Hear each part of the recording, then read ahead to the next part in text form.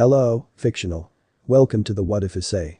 Today we are gonna see, what if Issei is son of Sparda and Eva? Part 1. If you end up liking this video, please consider subscribe, so without further ado, let's get into the video. Start Prologue Part 1. Insert Legend of Sparta theme for Devil May Cry. 2 millennia ago there was a great war between the heavens and hell that had led to the extinction of an entire race. The heavens and the infernal pits battled each other, all with the intent of destroying each other. But when the third race had died out because of the two sides' stubbornness to put down their weapons, two beings one from both worlds saw their folly. From hell a devil of the 32 pillars had awoken to justice and turned his blade against his devil brothers alongside his peerage. His name was Sparda, and with his blade and his ally the Red Dragon Emperor, he defeated the four Satans. That moment he became both hero and traitor to all, but most of all he became a legend, the legendary Dark Knight Sparda. But from heaven Sparda had an ally who turned her weapon against the heavens and God, even as it marked her as a fallen angel. This angel was known as Eva, the Angel of Light.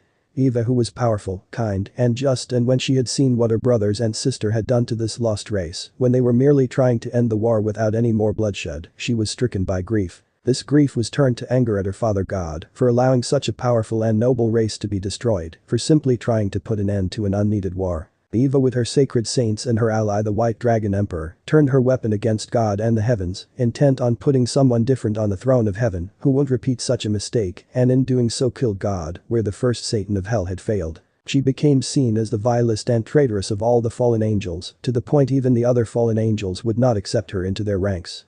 Eva, who was once known as the Blue Battlefield Maiden, was forever known as the Slayer of Gods. Eva. After the war entered a ceasefire, Sparda and Eva vanished and quietly reigned over the human world, protecting it and preserving peace. Any disputes between the Trinity were handled by them at the bud, and for centuries all was at peace. But like most eras of peace, even under ceasefire it never lasts forever. End Prologue 1. Start Prologue Part 2. Ria's POV. Ria's Gremory had a spear of light stabbed into her chest as she was wide-eyed at this. Ria's fell to the ground as she was wide-eyed to this. Ria's time seemed to slow down as she fell to the ground with blood coming out of her mouth as she stared at the sky in shock. Now I know what most of you are probably thinking. This is a high school DxD story, and for those of you who have seen the anime or read the light novels or hell even read the manga, you probably be right. Don't worry, that will be the last fourth wall break for a while, so don't mind it. Now then, before you start freaking out that a red-haired foreign girl just got skewered by a spear of light, I need to let you know I'm not exactly human, far from it, I'm a devil. You know, the cliché sacrificial steal your soul type thing, but we don't do that anymore. Now then, before all I had to worry about was getting requests through our contracts, playing chess with my queen Akeno and my fellow king Sona, while also trying every way I can to avoid being married off to some arrogant pervy man who is way older than me. Ria's landed on the ground as her blood was pooling as she was wide-eyed at this. Ria's looked at her hand that had blood as red as her hair, as she didn't expect it to end like this, to be done in by a misfired spear, because she was too intrigued about a possible new peerage member. But that had all changed one day when I caught sight of my school's delinquent pervert who seems to have a sense of honor, named Issei Hyoudou. Needless to say, what caught my attention was his pure white hair as white and silver as snow. I thought at the time it looked strikingly familiar, but I knew there was something about him that wasn't human. I had Kaneko, my rook, tail him for a time, and she had nothing to report except that he probably knew she was following her and had lost her not long after she began following. But that wasn't the only thing to report. Akeno told me that the number of strays have gone up by quite the margin, but as fast as they go up they quickly fall down. Ria's lowered her hand as she tried to move the spear of light from her body, hoping to save her own life. But it was for naught, it burned her hand as she was starting to go into shock. We soon found out why after being sent to deal with a stray. Apparently someone or something had gotten to it first. Whatever had killed this stray, it completely destroyed the evil piece within it, but we also saw other strays. Apparently heaven isn't keeping a good enough leash on their angels. It wasn't long that Akeno found out that our number of contract payments have gone down. Our contracts were activated, yes, but for some reason we were unable to receive payment, and my entire peerage vouched that none of them had filled out any of these requests. Apparently Sona and her peerage have been going through the same thing. Someone or something had been tampering with our contracts and fulfilling the contracts in our place. Ria's began to tear up as she was about to die. There were so many things she was unable to do. Sure, she would be free of Riser, but from what she had heard there is nothing awaiting her after death within the Trinity. Devils were told they would wander limbo for all eternity. Ria's didn't want to die, she wanted to live, and at least live long enough to meet the man who would make her heart soar. Things were not adding up. Someone was hunting both angels and devil strays, while also fulfilling the contracts that we ourselves had given out. My first act was to launch a full investigation, but then Kaneko showed me that Issei and two girls in the kendo club frequent a place called the Gates to Hell. Kaneko went there and saw it was a bar and grill type of place like in the States. But when Kaneko told me the owner's name was Rodin and that the man was a fallen angel, I knew someone had overstepped their boundaries and I had assumed it was this Rodin who had been causing this trouble. I was wrong, Rodin never takes sides, yes, but he never steals from any of the factions since he was a triple agent during the Great War. But I still didn't trust him, and when Kaneko followed Issei and those girls inside, they were gone before she could question them. I knew Rodin and Issei were involved in this somehow, I just couldn't make the connections. It was then that Issei received the date of a fallen angel. I of course assumed she was sent to recruit him since Azazel had an obsession with sacred gears which I knew Issei held. During their date I tailed him when that angel calling herself Yuma showed us her true colors and claimed that her superiors wanted him dead since he was devil with a sacred gear of his own, making him a major risk. But that was when Issei shot a pistol I didn't even see him pull out and he stood up like nothing. The angel was shocked of course, but he then ripped the spear out of his chest and the injury healed instantaneously. But at the time I thought it shouldn't be possible if Issei was a devil, even half devil, he shouldn't shrug off a light spear like it was nothing. Even Sparda himself wasn't invincible against light and holy weapons, and he was the one who led the charge against the angel's stronghold during the Great War. A battle started and Issei was fighting the angel wielding both devil and angel weapons. I didn't know what he was or how he possessed such power, but in my admiration of him, I was careless and didn't pay attention to my surroundings, which is where we are now. Riaz didn't want to die, she knew her parents would have other children, but what about her brother, her nephew, her peerage, and all her precious people? If she died here she feared her peerage would become strays or worse end up employed by the Phoenix family. But this was it, I didn't have the strength to summon my peerage, I just laid my head back and cried. This was not how I had envisioned I would die, but this was my fate now, wasn't it? That was when Riaz saw a shadow and a black duster with red lines around it stand over her as the red on him seemed to glow like his hair. You want to live, lady? The voice asked as Riaz recognized it, but with her mind in a haze she didn't know where. Alright, I'll save you, I was the one who dragged you into this, now be reborn Riaz Gremory, as part of a lost race as my brood's dark slayer. The voice said as Riaz saw an orb in the man's hand that looked to be similar to a dragon eye. Welcome to my brood, Riaz, the newest Nephilim. The voice said as Riaz swore she saw the young man's eyes glowing. Allow me to formally introduce myself, my name is Riaz Gremory, former heir to the House of Gremory of the 32 Pillars, Ruined Princess, king of my peerage, and the dark slayer of my new master's brood, a brood of Nephilim. I am Riaz Gremory and I am a Nephilim. End Ost. Start Mission 1. In the red light district of Cow City, neon signs flashed bars, restaurants, stores, love hotels, and most of all clubs, both of dancing and gentlemen clubs. In the darkness of the city's seedier part, a young man walked through the town accompanied by two young women. The young man was wearing a black trench coat with red linings on it, as he was wearing black combat boots with red leather pants, as he was also wearing a black t-shirt with a red vest over it. On his hands were black fingerless gloves, as if you looked closely, you could catch sight of the two large pistols he keeps hidden in his outfit. Around the young man's neck was a small necklace with a red crystal on it that seemed to glow, as accompanying it was a gold amulet with a similar red crystal, but that lacked the glow. As he walked, the girls who followed him were wearing hoodies and short shorts, as it was clear they were up to something.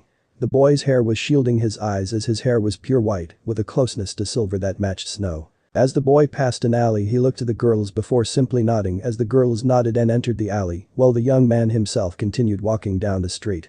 The young man kept walking until he eventually arrived at an old parking lot of sorts, as there seemed to be a building up ahead. The young man arrived at the front door with a faint sound of jazz-like music playing before he knocked on the door. The door's eye viewer opened as the young man saw tough eyes looking down on him.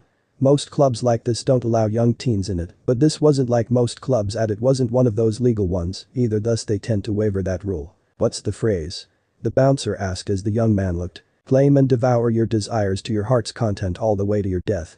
The young man said as the eye shield then closed before the door opened and the young man walked in. Inside, the young man walked in as he luckily didn't have to deal with metal detectors like most of these places that were owned by the criminal underworld. Of course, as he walked one could see this place was refurnished and revived to fit what people wanted this place to be, as the young man soon arrived at a set of cushioned double doors, as the sound of music was loudest coming from here. The young man saw no bouncers here, no doubt to keep things well. The young man then opened the door and was met with the jazz being loudest here, as there was a young woman in her late 20s, possibly a MILF, on stage dancing, as she lacked a top, as by the looks of it, she seemed to be in a trance of sorts. Though most men weren't able to tell with the strobe lights and such. At the main stage was a young woman dressed as succubus, no doubt by the looks of her and her lack of makeup, she was what most would call a schoolgirl, one who wanted to walk on the wild side. And by the looks of things she has drawn men to her and drove them wild before odd things happened. As the young man walked over to the bar, he was met with the bartender as the young man sat down on a stool as the bartender was washing some glass cups. "What will it be?" the bartender asked as the young man smirked. "I'll take a strawberry sundae," the young man said as that caused the bartender to look to him, shock only to see a young teenager.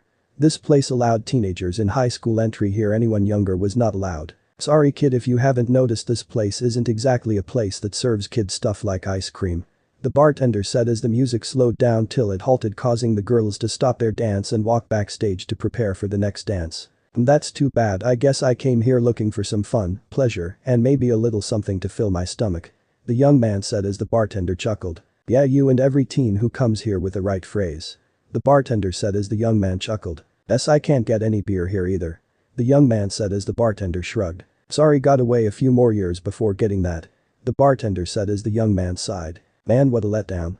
"Well, hopefully the entertainment won't be much of a disappointment," the young man said as the bartender chuckled. "Don't worry, it should start real soon," the bartender said as it was only a matter of time. Backstage, the two girls from before were ready for the next dance as the MILF and the succubus-dressed woman were unaware of the two new girls with them for this.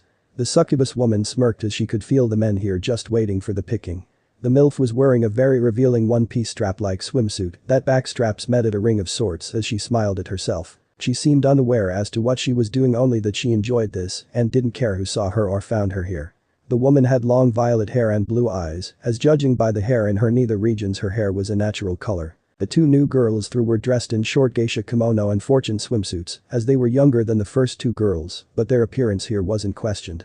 The first girl, the one in the fortune suit, seemed to be gifted with her breasts as she had dark pink hair as her eyes carried to colors similar to her eyes. She was wearing a white headband as on her left ankle was a crystal similar to the one Issei held, but it was pink. Next to this pink-haired girl was a brown-haired gold-eyes girl in the short geisha kimono as her hair had two red ribbons in it, as on her left ear was an earring that had a crystal of her own, but this one was yellow.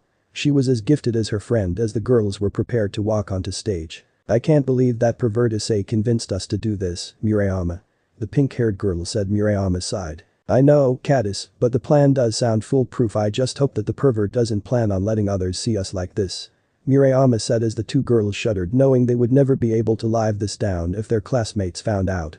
But the thought did excite them a bit, not enough to tempt them, but just enough to put it down for a later date. The two girls then followed the first two onto the stage entrance as they were ready for their little distraction. But Issei, the boy known as Issei, had moved to the couch-like seat where the poles were, as no doubt that whoever had this place here wanted the full attention of any man or woman who walked in. As Issei sat, he spread his arms out and crossed his foot onto a small table as he watched what was about to happen, knowing once it starts the real party will begin. Warning: the following hold explicit content not suitable for those under 18. Do not worry, there will not be a lemon, but I must warn you that what you are about to see will possibly become a major baddest moment, or one of those moments that will make you leave for a moment. Now those who stayed, I will only say I did warn you in advance. Insert dead or live stream dream for us the pole dance music, don't know the name of that one, sorry, and before you ask, a questionable friend suggested it to me if I ever use something like this for a high school DxD. The music began as the four girls walked to the main stage where Issei was currently sitting before. He recognized Caddis and Murayama there as he also caught sight of a human woman, no doubt under the effects of a mind control spell. The four girls gave sensual looks as Issei too noticed the crystal on Murayama and Caddis's outfits. No doubt this was something their contact had lying around for such a mission, though why he has it he never asked, since the guy always stays neutral in disputes involving heaven and hell in the three factions. Caddis swayed her hips as her breasts seemed to bounce a bit with each step since the swimsuit offered almost zero secureness. Caddis spun around the pole a couple times as the suit's loose part swung with her as her hair, though short, seemed to flow easily. She then grabbed the pole before making a grinding motion with her body towards it as the nearby men watched with lust in their eyes as said eyes seemed to glow.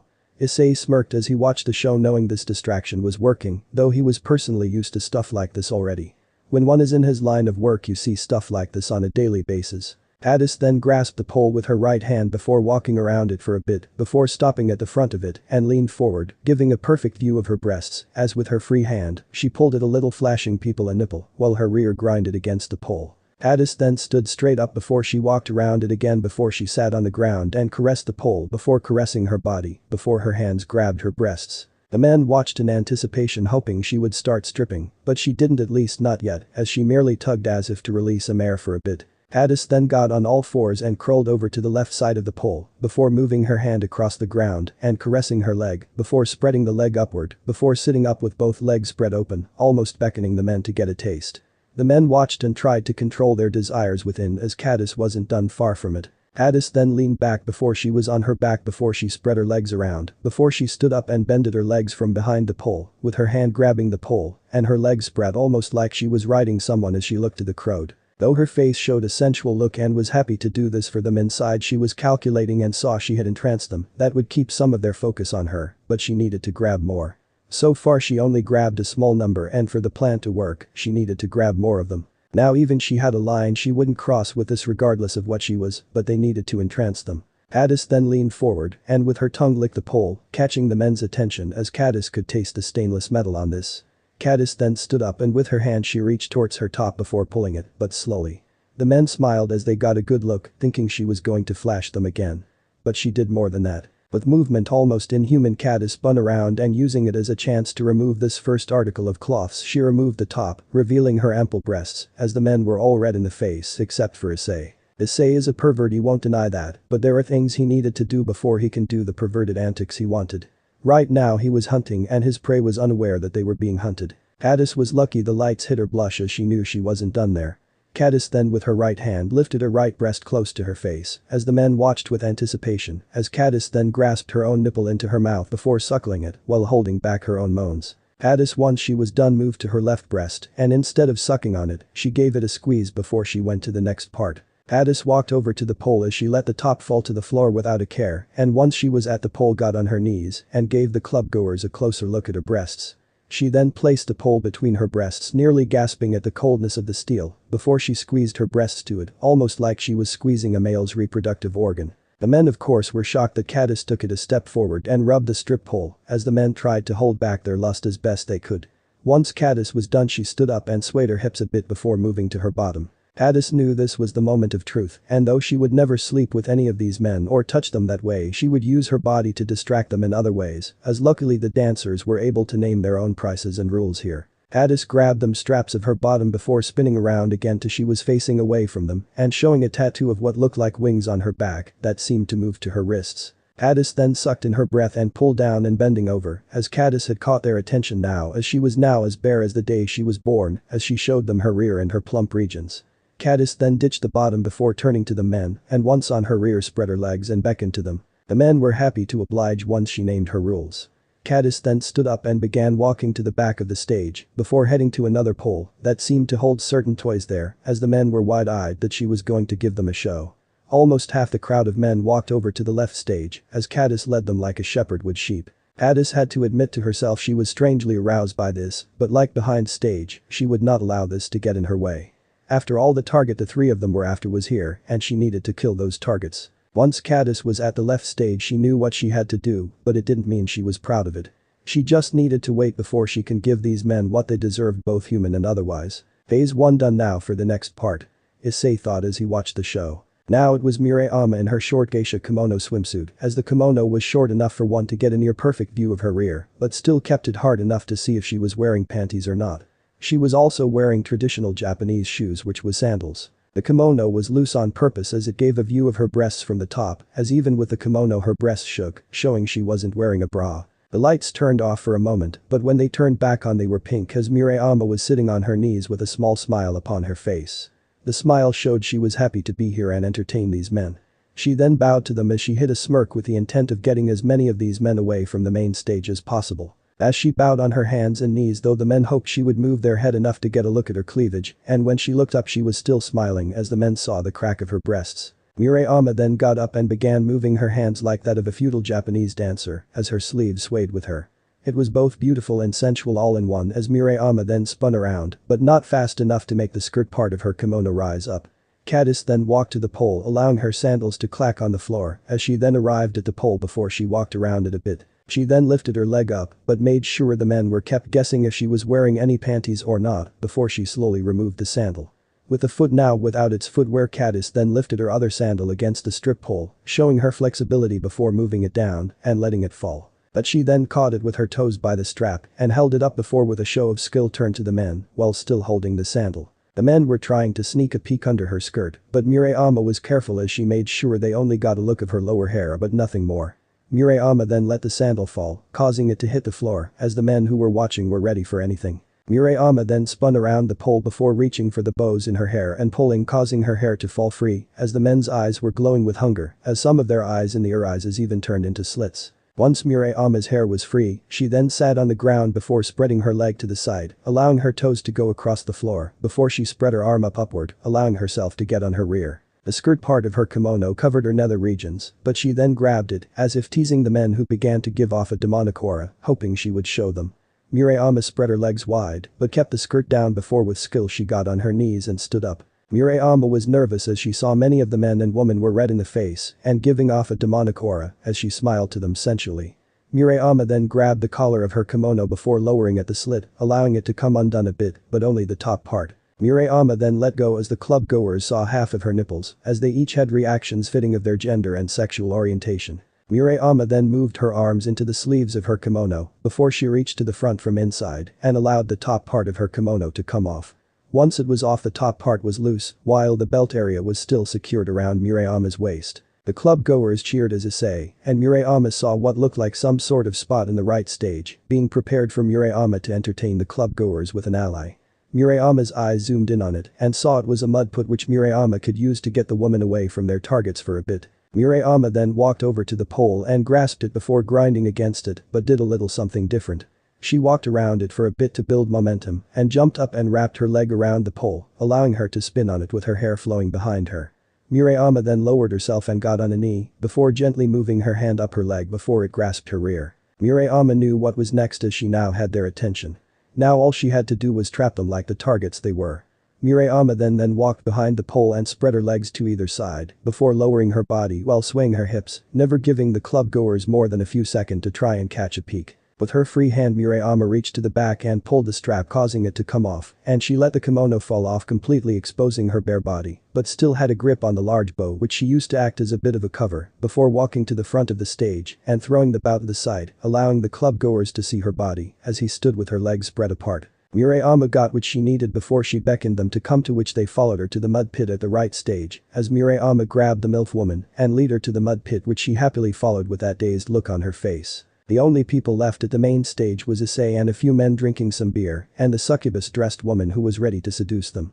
The succubus girl walked to the stage and swayed her hips a bit before she made a gesture like she was about to choose someone. The men saw this as they literally glared at each other and tried to make her pick them. She then moved her hand seductively before she pointed with her index finger at Issei, causing the men to go wide-eyed as the boy simply smirked. The woman then walked over to the edge of the stage where a set of stairs awaited her. As she walked she spun and removed parts of her clothing, allowing more of her skin to be free. Once she was in a sufficient bareness she climbed down the stairs with her bare feet, making smacking sounds on the floor as she then walked around the table Issei had his feet on and sat next to Issei, caressing his chest as she grinded against him with her breasts, threatening to spill out as they squeezed against him. "And Lime, I never seen you around before, sailor, what brings you to Devil's Touch?" the girl asked as Issei smirked. "Oh, you know, the basic fun and pleasures," Issei said as the woman smiled.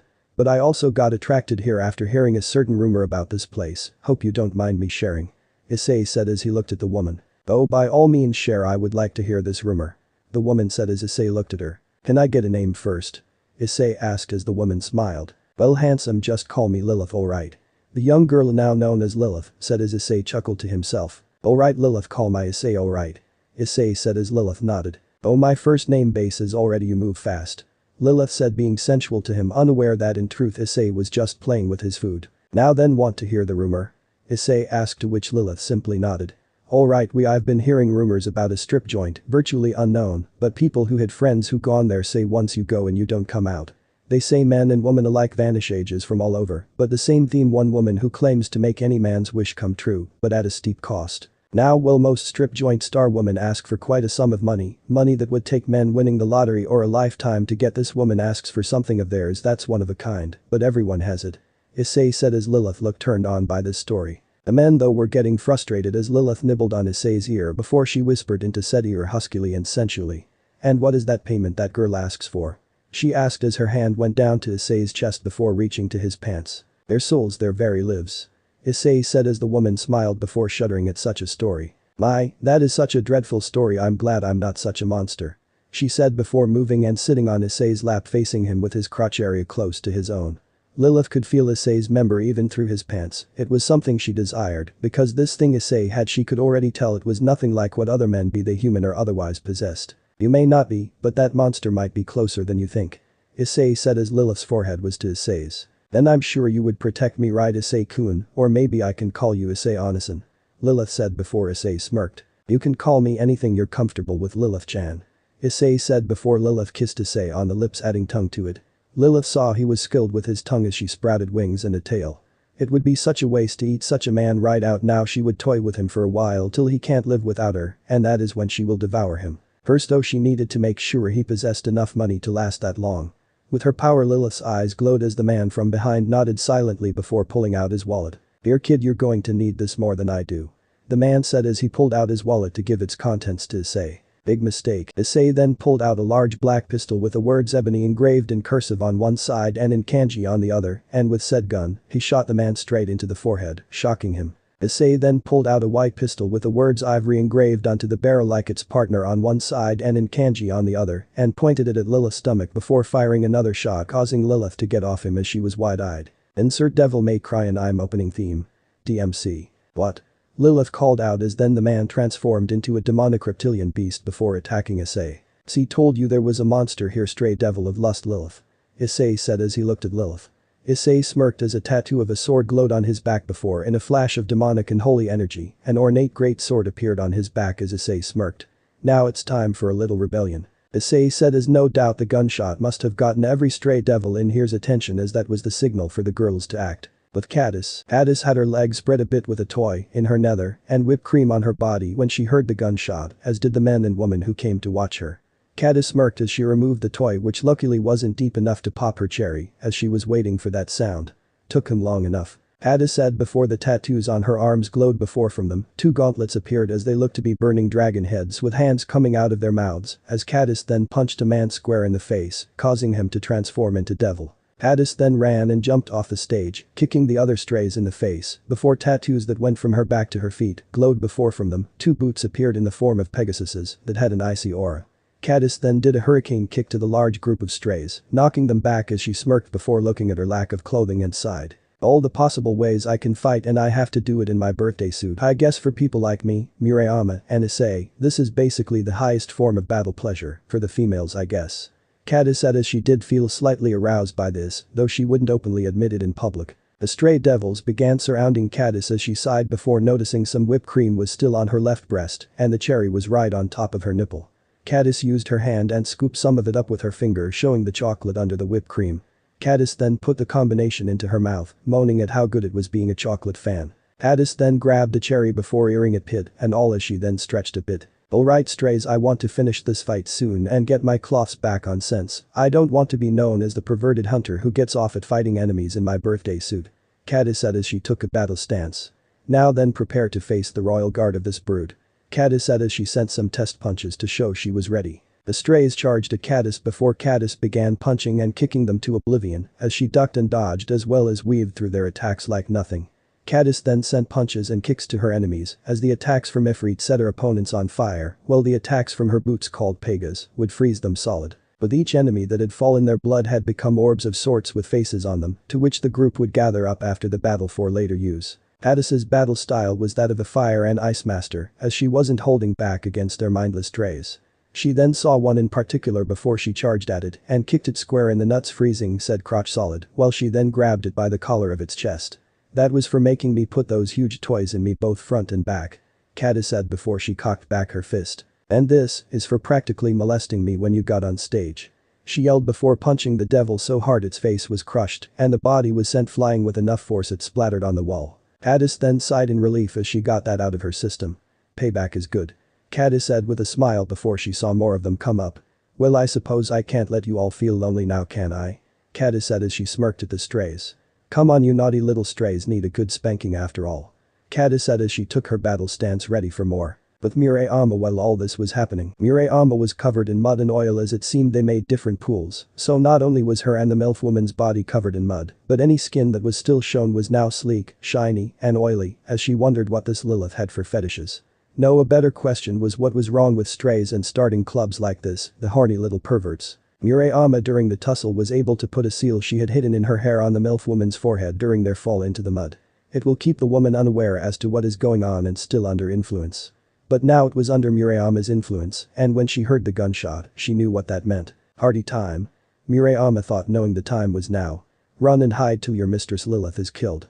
Murayama said as the woman nodded and left, but not before grabbing some questionable items and hiding. Murayama jumped out of the mud pit as her body was covered in mud and oil, causing it to look shiny in the strobe lights and jungle wild, which her hair didn't help prove otherwise. Murayama's back tattoo glowed before a sword with a dragon hilt and a blade coming out of the mouth of the dragon, with wings acting as the guard appeared on her back, while at her left leg, a gun-like sword appeared as it had a lightning design.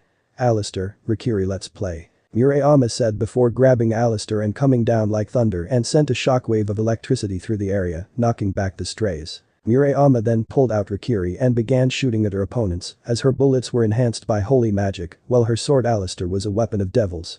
As Murayama battled her way through, her hair flowed with her as she battled against these opponents, trying to hide the blush and embarrassment that she was fighting stray devils naked. As Murayama battled the devils, she did Issei's known attacks like lift off among them. Murayama then shot her angelic bullets at the strays, with the intent of ending their lives. Like with Caddis, with each stray she killed the devil's corpses released red orbs that had faces on them. Murayama was a sword wielder among the best since she was one of the Kendo Club's top member, and that was before she got her powers. Murayama then did a spin attack of sorts with both weapons, creating a tornado of thunder which destroyed more of the strays. This is my power as the brood swordmaster, so you better start running, punks. Murayama said as he shouldered Alistair and dragged her Rikiri against the floor. The strays growled before they charged once more with the intent of ending her regardless if she had a holy weapon. Murayama sighed as she should have expected this from mindless morons. Don't say I didn't warn you. Murayama said as she took a battle stance before charging headfirst into battle. With Issei was firing his way through opponents left and right as he was showing how he was powerful. Issei then got bit down upon as Lilith laughed at the young man before Issei was forced to drop Ivory. But now that Issei had a free hand, he went and grabbed his sword Rebellion before swinging it around, taking out different enemies, showing them who they were messing with. Issei was soon surrounded by a large horde of enemies as Issei picked up Ivory before smirking. Issei's eyes soon began glowing an angelic blue before Rebellion transformed into a blue side that when the light shined on it, the light formed into a cross. Osiris, let's see whose side God is on. Issei said before he grabbed the angelic side known as Osiris and began battling his way through the overwhelming odds. Issei though was coming out on top as he shredded his opponents like nothing. Issei then turned Osiris into the Ophian angel pole and threw himself towards a stray devil and sliced its head off, causing it blood to spew out and form into red orbs. Issei then saw another one and Osiris vanished to be replaced with two large chakrams that had an angelic aura to them known as Aquila. Issei then threw them at an opponent and for each slice on said opponent the weapon doubled and shredded them before that opponent also died. Issei then saw a larger opponent as Aquila returned to Issei before being replaced by Osiris, to which Osiris returned to being Rebellion. Issei's eyes then glowed a demonic red before Osiris was replaced by a large demonic axe that carried a red aura around it. Arbiter feel like breaking shit? Issei asked as he then charged at the larger foe and swung his axe. With Arbiter Issei knew he was slower, which made him more open to attacks. But Issei needed the power advantage Arbiter provided before he was knocked back. Of course Issei had used Arbiter as a shield before smirking and slamming his weapon down. Once the large blade of the axe hit the ground, it flew off and into the large stray devil, cleaving it in half while shredding it, leaving a bloody mess. Issei then saw another smaller yet still large devil as it roared at him ready to kill the young man. Issei smirked before putting Arbiter back on his back before it vanished and was replaced by two large demonic fists which Issei punched together. Eric's was his go-to weapon for fistfights like this, and with the red aura on them, making it seem like they were in fire, Issei liked his odds. Issei then charged at the stray devil while in a boxing stance, as he dodged and avoided the wild untrained strikes from the stray devil. Issei sent punches at the stray devil before sending on hard punch to the stomach, sending the stray back. Issei then took a stance as he charged up his demonic power for a special attack.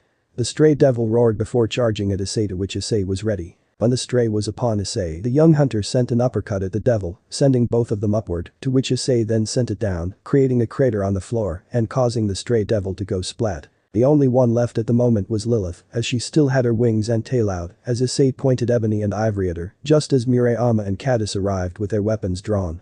This can't be right, everything I worked for can't be for nothing. Lilith called out, shocked to see she was this close to defeat. Caddis, though still nude, smirked at the stray Yaokai as she looked to the bitch. Sorry lady, you human-eating gangbang house is over. Caddis said as she held her battle stance. Yeah, you and your accomplice. Murayama said as, unlike Caddis who had a weapon that can cool things down, Murayama didn't, and the mud started to come off, leaving her body glistening in the light and exposed to the cold air. As the girls sent a majority of their glare at Lilith, they sent a smaller glare at Issei, knowing it was his fault they had to go through that entire battle butt-ass naked, while their bodies had devil's blood splatter on them at some place. No, this is my paradise, I won't let you take it away from me. I had to kill my master to have my precious paradise, and I'll be damned if whatever you three are take it away from me. Lilith roared as her clothing began to burn off, revealing a demonic yet very seductive creature that could easily tempt you into lust. Well then, guess we have to do this the hard way. Let's rock. Issei called out before he and his brood charged forward and began attacking Lilith.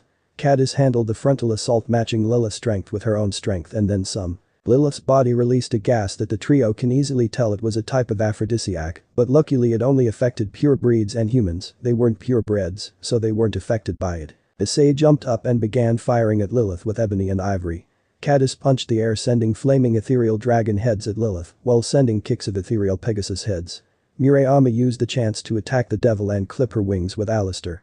Lilith was shocked as she had tried to avoid getting her wings cut off as she sent punches and kicks at her opponents. Issei then came in and stabbed Lilith in the chest as Lilith was wide-eyed and screaming in pain. Issei then pushed Lilith to the wall where his sword came out the other end and into the wall.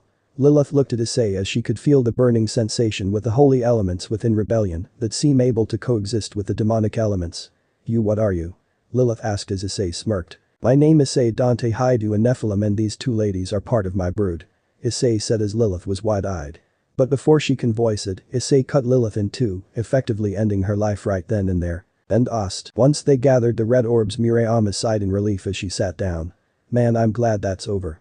Murayama said as Issei began walking to the door. No, it's not over yet. Issei said before with rebellion stabbed the door.